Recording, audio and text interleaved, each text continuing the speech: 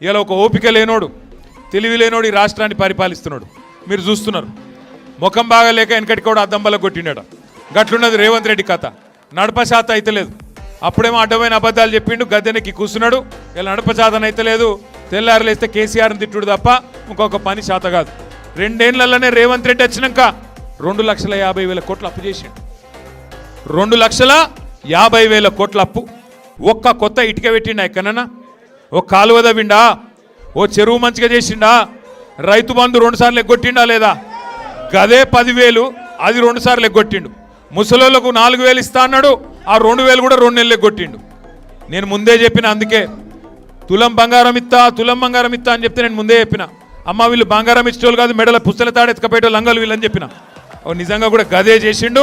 ఇవాళ ఆఖరికి ఏం జరిగింది అంటే అబద్ధాల మీద బతుకుడు అలవాటు చేసుకున్నాడు. కేసీఆర్ గారు అన్ని సగబెట్టుకుంటూ వచ్చిండు.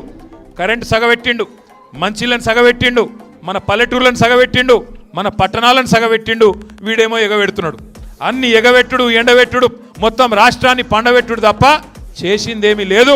ఈ 2 ఏళ్ళు తెలంగాణకు మాత్రం శటగోపం పెట్టిండు తప్ప చేసిందేమీ లేదు.